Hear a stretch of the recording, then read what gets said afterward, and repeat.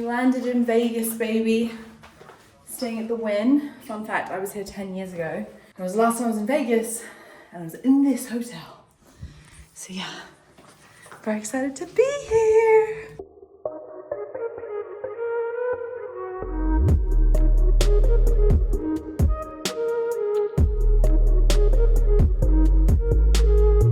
I'm going to a festival tomorrow.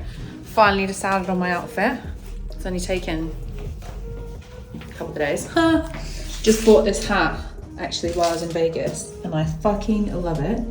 At Cavender's, and these boots as well. Love them for me.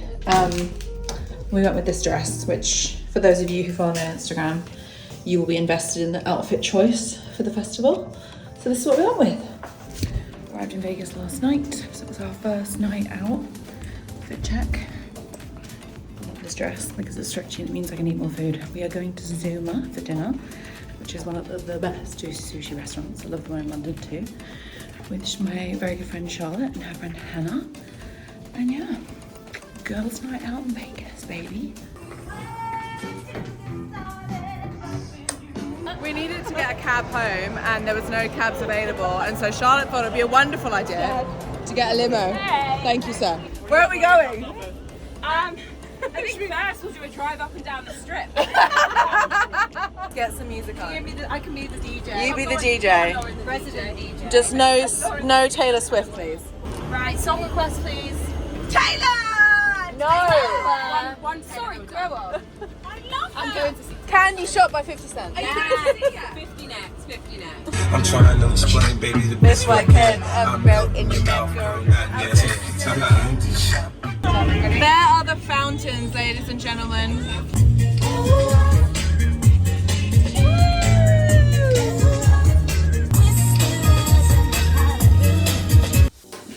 We are headed to a pool party.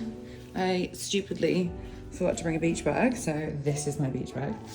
I love this outfit. This is from House of CB. I think it's meant to be like a proper outfit, but to me, like, you don't wear this kind of stuff in the street. And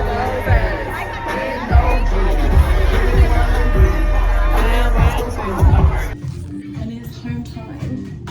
I've had the best time, but now it's time to go home, get to see my babies, get some work done, and plan for the next mental long weekend somewhere crazy.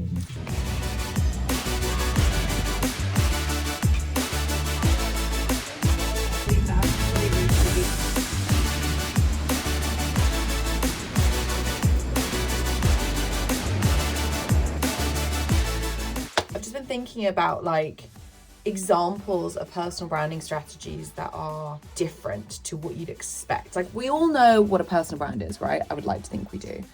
But I think a lot of people think a personal brand needs to be like clever and smart and like thoughtful, and we need to post all this really insightful, valuable stuff. And yeah, sure, fine. You need to do all those things perhaps if it's relevant for your audience.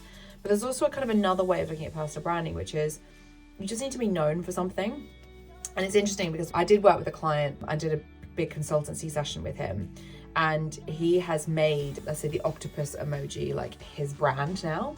Everything that he posts is centered around this octopus emoji, and he'll leave it on people's content, and he has it in his bio, like he has it in his headline.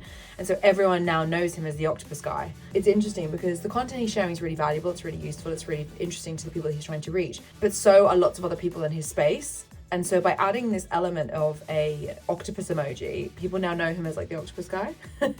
And so I know it sounds really weird, but that is a strategy that really works. It's like, how can I stand out to my audience? Another really good example of this is we worked with a client once who was working in HR, wanted to stand out, right? HR normally is like the department you wheel in when you want to fire and hire people, right? It's not particularly sexy.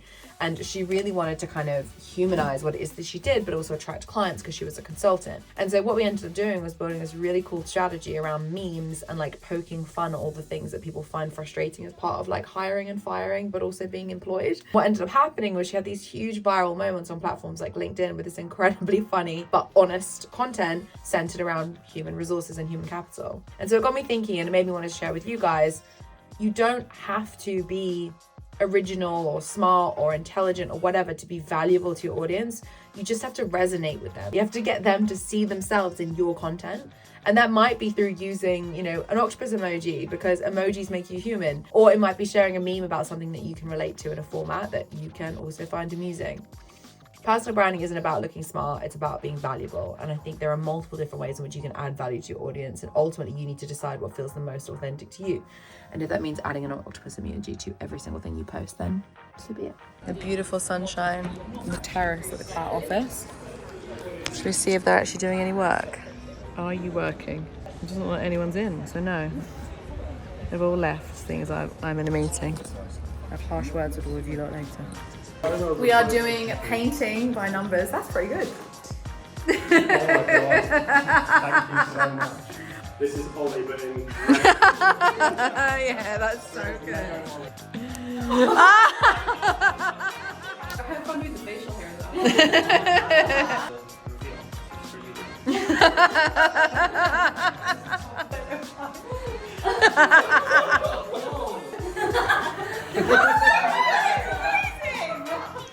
One of the tea. Good morning.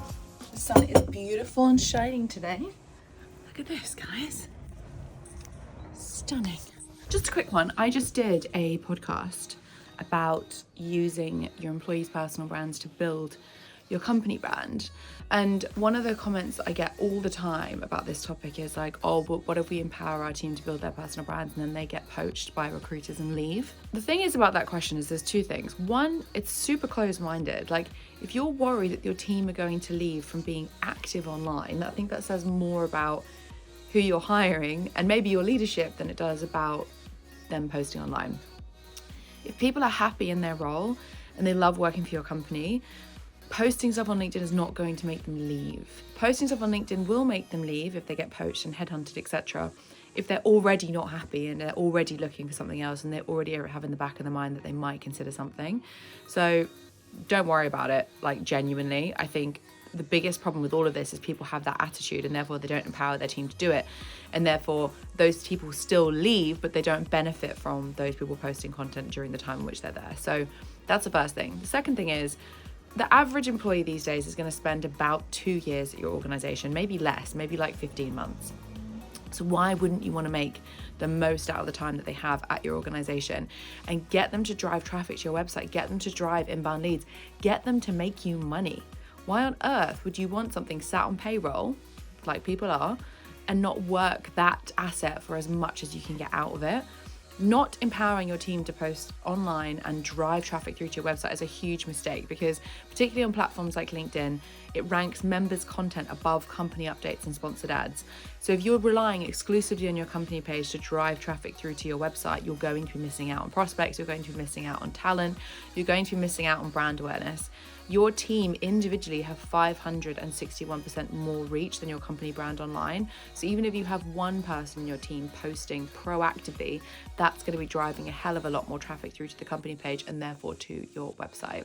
And this is the same for other channels too. No one follows company pages because companies lie. 92% of people trust a stranger over a company brand online. So why wouldn't you leverage your people to drive that credibility and trust? Just a thought.